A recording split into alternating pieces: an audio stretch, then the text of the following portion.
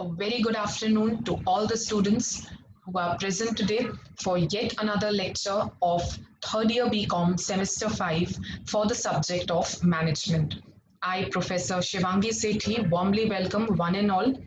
Now, I hope that you have been attending the previous lectures on management, where we had started and discussed quite a lot on the first unit that talks on risk management. Now, looking at to the contents, we have already covered quite contents, starting with the meaning of risk, risk and uncertainty, business risk and financial risk. We have also talked about the nature of risk, what are the different causes of risk, and in the previous lecture, we also studied the different types or the different kinds of business risk. The focus for today's lecture shall be on the remaining three topics that talks on risk management and what steps can one take in order to minimize or to reduce the risk. So before we begin, let me just give you a quick glance on whatever is covered.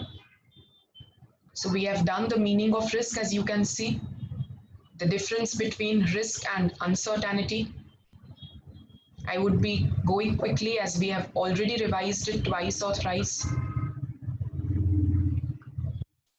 We have done the comparison between the two.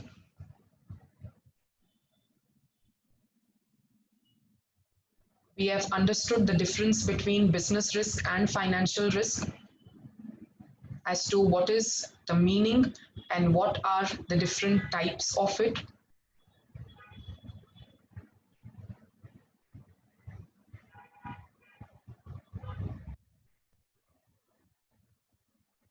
Students, we also discussed about the nature of risk. So we have discussed some 10 points pertaining to the same.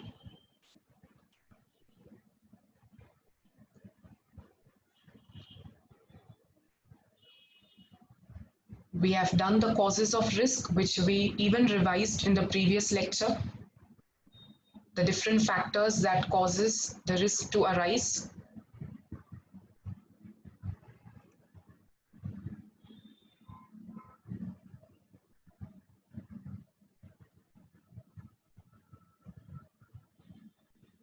You can have a look at the different causes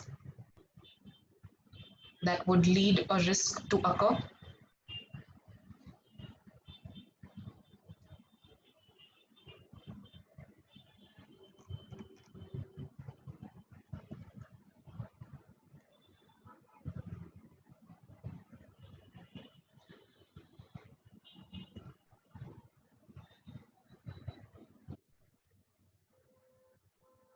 In the previous lecture, we had taken up a new topic that was on kinds of business risk, the different types of business risk.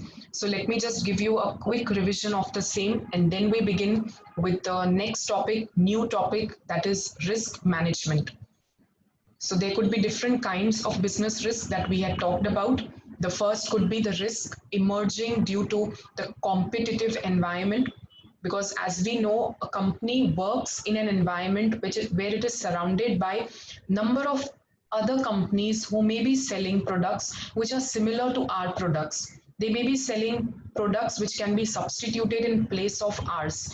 So the risk that is emerging due to the competitor's strategy, whether he's selling the product at a lower price or he's selling the product at a higher quality than ours, we would be facing a risk. It could be risk emerging due to the economic conditions and different factors associated with inflation or depression. Again, it could be due to the day-to-day operations of a business enterprise. It could be a power failure. It could be a machinery breakdown. It could be workers going on strike, because of which the operations in a business comes to a halt or comes to a standstill, would result into operational risk. The risk due to non-compliance with the laws or the different regulations that have been passed on could result into a legal risk. It could also be a legal dispute that has been filed against the company, any sort of a legal case going on. So in case the company loses the same, it would result into a risk. It could be a compliance risk, so where the company fails to comply with few of the rules, regulations being introduced. It could be a risk to the reputation of the company, that is due to some factors such as a defective product or a misleading advertisement. It could impact even the prestige or the reputation of the company, will result into a reputational risk. Could be a risk arising due to the failure of a program or a project being undertaken by the company, will lead to a program risk. Could be an innovation risk, that is the risk arising from introducing or innovating something new, maybe a new product or maybe some modifications in the existing product. It could be a risk associated with the credit that is being advanced by the company, could be a loan that has been given, or basically could be the money that a company owes from its debtors, that is the people to whom we have sold on credit. So if the money is not received, there is a possibility of bad debts. It results to a credit risk. And lastly, very importantly, it could be a resource risk as well. That is the risk arising due to scarcity or shortage of different resources. Could be the land or building, plant and machinery, the financial resources, the human resources in an organization. So I hope you are clear with all the different kinds or the types of business risk. We had discussed them one by one in detail in the previous lecture, so I shall not be going in depth today. You can just have a look at all the slides we have done. Could be a competitive risk, next could be economic risk. So I had given you examples how the economic conditions, how the boom, the depression, the recession affects our business. Could be the operational risk. So we had discussed how the day-to-day operations could be failed or could come to a stop. The legal risk, the compliance risk, the reputational risk, as to what are the factors that may create a risk or may reduce the reputation of the company at large, the program risk, the innovation risk. So we had discussed that whenever you do an innovation, either it can give you a reward or it may prove to be a risk. Credit risk and the resource risk. So I hope you are clear with whatever we did up till now.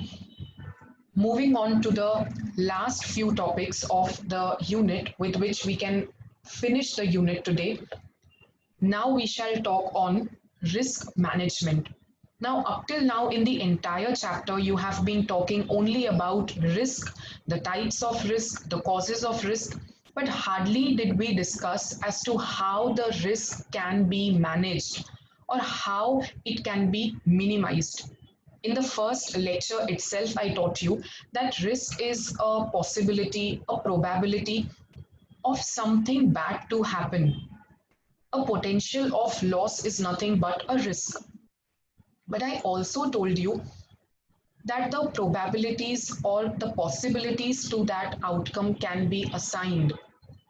With the help of past experience, with the help of past information, we can at least know the possible outcomes and we can assign the probabilities to the same. We may not know when it will occur or which outcome would occur, but at least we can plan for the same in advance. We can take the steps well in advance so that when the risk happens to occur, we can manage the same. So under risk management, you need to understand with the definition of the same. So risk management refers to the practice of identifying the potential risk in advance. As I said, we know the outcomes of risk. We know the probabilities of the same. So we can identify them in advance, thereby analyzing them. We can analyze the risk and take precautionary steps to reduce or to curb the risk. You may identify the risk already in advance. You can analyze that what can happen in that risk, what are the different outcomes of that risk, what is the probability of it, and thereby you can take the necessary steps so that you can reduce or curb the risk completely. Because there are a number of risks which cannot be avoided, of course, but with uh, a preparation today or with the help of past information, at least you can take steps to minimize the loss occurring from the same. So this is nothing but risk management. Next, you have to talk about the topic that is minimization of risk. When I say minimization of risk, we are going to talk about number of steps that can be taken by a business organization to reduce or to minimize the risk. It is already known that every business organization will face risk whatsoever, because whenever you do any sort of activity, you are indulging into any event, it will create a risk for you. So then what steps can a business take so that the risks can be minimized? It can be reduced. So this is of course an important question even from the exam point of view. One by one, let me just show you different steps that a business can take to minimize the risk. Number one is market research, wherein as a business organization, one can research about the market. One can search about the target market and the conditions prevailing therein. Next could be the new techniques that a business organization can follow, can adopt, the new techniques of production or the new techniques of selling. How and why it would minimize the risk, we would be seeing in today's lecture. Third would be effective advertisement. How using the best possible advertisement a company can mitigate the risk. Effective management. So effective management of the organization and how risks gets minimized. You are very much familiar with the fifth topic. Being banking students, you already know what is insurance and how it can be the best tool to minimize the risk. So we shall be studying that as well. Number six, to have a safe and hygienic infrastructure of your organization to reduce the risk. Number seven, you can have an effective communication network within the organization, especially. And number eight, you can definitely seek advice from the experts also. So these are all the steps that we shall be studying today that would help minimize the risk for any business organization. So number one, let us discuss one by one each and every point. It talks on market research. Now, are you familiar with the term research? Research is nothing but searching out for something. You are collecting information about something. So when I say a business enterprise undergoes market research, he shall be searching out for the conditions prevailing in the market where he is planning to begin with his business. So whenever a new business is to be established or whenever a new product is to be launched in a particular market, let us say the target market, as a businessman, he needs to analyze that market. He needs to search out what are the conditions prevailing therein, what are the characteristics of that market, who are the customers, what are their tastes and preferences, and if there are competitors as well, he needs to keep a watchful eye on it as well. He needs to see what are the competitors' strategy, how are they selling the product, at which price, and at what quality are they selling. Because as I said, when you do a business, when you undertake something new, risk is definitely going to occur. There is inherent risk prevailing. But what we can do as a business enterprise, as an organization, is to take the necessary steps well in advance so that we can try and avoid or reduce that risk. So, first one for you, market research. So as I said, the businessman before establishing the business should search for the market and obtain the knowledge about the market and its environment.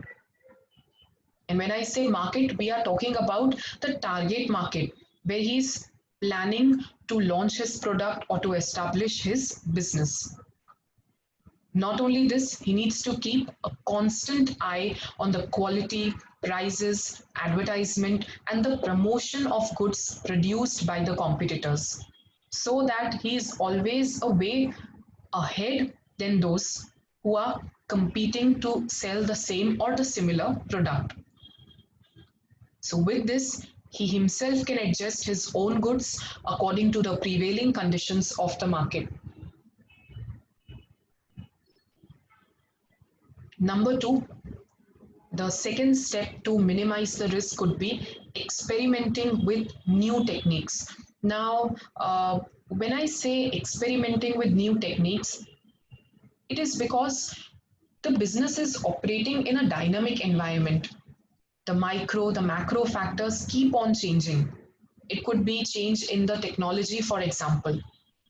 So, as a businessman, if we are constantly using only the old techniques of production, or we are constantly using the old technology, we are not able to keep up and adapt with the new things in the environment, we would sooner or later being thrown out of the market. And no one wants that. So you need to collect the information about the new techniques, the new innovations that have come up. Accordingly, you have to experiment with the same. It could be a new production technique, it could be a new selling technique, but you need to adapt to those new techniques, which helps your work done faster, better, and in a less risky manner. So under new techniques, as I said, the production of goods according to new techniques will help in minimizing the business risk. It does not only mean the approach to sell the goods, but it could also be production or other requirements as well. It could be introducing some new machineries because with the passage of time, when new techniques are introduced, it results into more production and thereby lesser business risks. So you need to adapt to those new techniques, new innovations being introduced, and thereby applying the same in your own business. It will result into more production in lesser time, at lesser cost, and definitely with less business risk. So I hope you are clear with the second part as well. Number three, the third step to minimize the risk is to have an effective advertisement. Now the question says how advertisement can help us reduce the risk. So I told you earlier also that we are doing a business where we are surrounded by competitors. Unlike a monopolist, the other businessmen have number of competitors surrounded here and there. When a business enterprise is selling a product, there may be number of other substitutes available as well that are being sold by his competitors or commonly known as the rivals also. So in order to reduce the risk of selling, or when the businessman wants that the customers are loyal towards their product, their company, he does not want to face the risk of competition. In that case, he can make and he can work for some effective advertisements where he can show that the product, its quality, its price is way better than what is sold by the competitor or way better than the other substitute product. So that form of image can be created only when he designs an effective advertisement. So under an effective advertisement, we can see that it can minimize, as I said, the risk of competition. If you want to avoid that competitive risk to an extent, you can create the image of your product by an effective advertisement. As I said, there could be different units who are selling substitute products. They are providing similar services, and thereby we face tough competition for them. If you want to sustain in the market, you can go for this step of having good advertisements. So because of liberalization, globalization, we know that there are wide choices being available for the customers. They want to purchase one product and they have number of options available for the same. So the probability of selecting your product over all the others would be only possible when you make an effective advertisement. You create a good image about your product as the best product in the minds of customers. So for that, you need to have that advertisement done through proper media. It has to be of a proper content. It should be a realistic advertisement, not something that is not genuine and it is fake. Should be also at a specific time. All these things play an important role to make an advertisement effective. You need to select the correct media, the correct time, the correct content for your product that is suitable to your product. Lastly, to make it cost effective.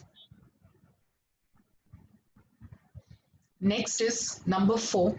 It talks on effective management. Now, it is a very simple step, I can say, where we can make use of the management functions. We can make effective management of the organization as a whole. It could be effective planning, organizing, directing, controlling, and whatnot. So, with effective management of the organization and of the activities, operations being performed therein, the risk can be reduced to an extent. So, there should be effective management for the sale of goods in order to compete in the market with others and will help minimizing the business risk. I hope this is clear to you. Number 5, very importantly, it is taking an insurance policy. Now, this is something you are aware about. And when we talk about risk or when we say how can a common man reduce the risk, the first thing that comes to mind is take an insurance. We as human beings also suffer from risk. It could be a risk to our car, it could be a risk to any vehicle we possess, risk to the house we live, risk to our life, which is very precious. So the solution we have is to take an insurance for the same. Similarly, even a business enterprise can insure its risk. How? It can take the insurance policies for the land and building where the business is set up. It could be a fire insurance taken. It could be insurance taken for different machineries.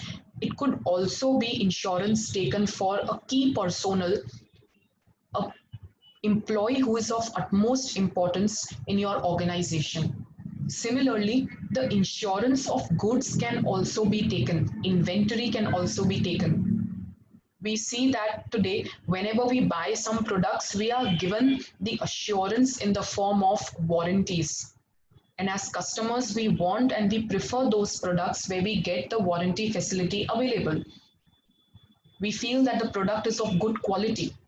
And so, even insurance can play an important role in minimizing the risk.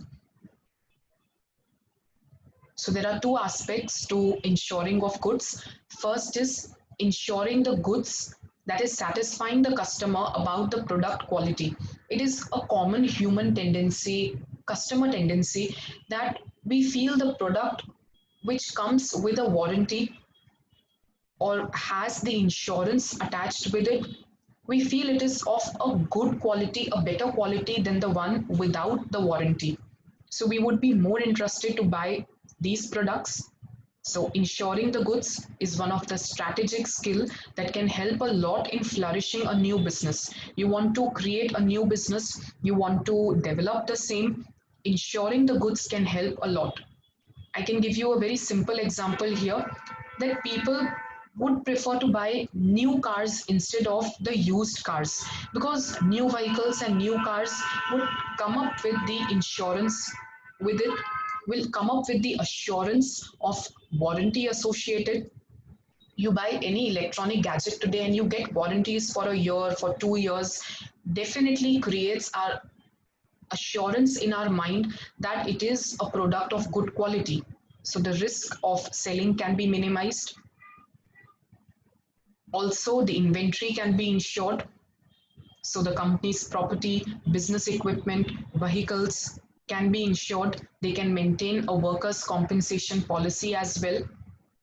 So lastly, insurance would not completely reduce the risk, but at least can help shoulder the financial burden. You can at least transfer the financial burden to the another shoulder. Number 7, it is the safe and hygienic infrastructure. When I talk about safe and hygienic infrastructure, we are talking that a business enterprise should have the right working condition. The place where the employees are working has to be safe and hygienic. It should not be a hazardous place to work. So steps can be taken for the same, and different dangerous risk could be avoided. So risk can arise due to inadequate and hazardous infrastructure. So proper maintenance has to take place. We see so many cases, we have heard about so many instances where fire gets struck to number of industries, factories. So that thing can be avoided or can be controlled to an extent if a safe and hygienic infrastructure is provided. So the top managers can review the condition of the building, can work for its maintenance. Few companies also maintain a reserve for renovation and maintenance, so that whenever the task of renovation or maintenance come, they already have the reserve maintained for it. You can take precautions for inventory as well. You can install a security camera. It could be a fire alarm, smoke detectors, etc. It could be effective communication also. When I say effective communication, we are talking about an internal factor that can also create a risk in the organization. Imagine a situation where there is no proper communication between the people working in the organization. A person is not able to give the correct, clear information to the other party. So ultimately, the tasks won't be achieved if the employer himself does not communicate to the employee as to what is expected from him, what he has to do, which product is to be produced, how much it is to be produced. Definitely, it will cause a misunderstanding, and the risk of not doing the production would increase. So, that could be avoided if there is an effective communication. So, apart from the external factors, even an internal factor can create a risk, absence of which will create a misunderstanding. And if it continues for a longer period of time, definitely a big problem may occur. The targets won't be achieved and the objectives would be on a standstill. So, it depends on the organization structure, based on which you can bring changes in the same, and you can have an effective communication, so it will help prevent the firm from number of other risks. The last but not the least step I can say for minimization of risk could be seeking an expert's advice. A company, a business can definitely seek expert advice also, can seek advice from the outsiders, maybe to solve a problem, maybe to take an important decision, so that the risk of having a wrong decision can be avoided. Because a wrong decision that is taken today will have an impact in the long run for the business success. So one can take an advice from the expert. So as you know, many decisions are taken every day, and if a wrong decision has been taken, it would have a long term impact on the failure of the business. So if you take an expert advice, it will definitely help you and will prevent you from taking a faulty decision. I hope that you are clear with all the different steps you have studied up till now as to how the risk can be managed. We have seen some 9 points with which the risk and its outcomes can be minimized, can be managed in an organization. The next topic and the last topic that we have to study for today for the entire unit is all about risk transfer. Now, students, can you understand that risk minimization and risk transfer are two different terms? We started the lecture with understanding the topic on risk minimization and what steps can you take to minimize the same. But the next and the last topic is risk transfer. When I say transferring risk, we are actually transferring the risk to another party altogether. And who shall be this party? So the common example is insurance company. When you are taking insurance, you are actually transferring the risk from your shoulder to the shoulders of the insurance company. It could be a marine insurance, it could be a fire insurance, and whatnot. So that is nothing but transferring the risk from the business enterprise to the insurance company. So it is the risk reduction method which would shift the risk from the project to another party. The example I gave you could be purchase of insurance on certain items. So it is transferred from the company to the insurance company. It is usually in the areas outside the control of the project team. Something that is not within the control needs to be taken care of and needs to be insured. Could be weather, could be political unrest, could be the labor strikes, etc. So they would impact the project and it is outside of the project team. So the moment you take insurance for the same, the risk gets transferred. Very importantly, you have to study the 4 key potential risk treatments as to which are the 4 factors that can be considered whenever the risk has to be treated. So you can see the 4 terms, very simple terms. It is avoidance of the risk, reducing the risk, accepting the risk, and lastly, transferring the risk. Now, let me explain you very briefly all the 4. When I say number 1, avoiding the risk or avoidance of the risk, we mean to say that we can completely avoid the risk by stopping any activity that puts the business to that risky position. If as a businessman we feel that so and so activity results to a risk in the organization, you will completely stop doing that activity altogether. So in that sense, you can completely avoid the risk. But that is not actually realistic and practical for an organization. Because as it is said, and you might have heard also, that nothing ventured comes nothing gained. Unless you venture something, unless you take a risk, you take up a challenge, it will never give you the gains that you have expected for.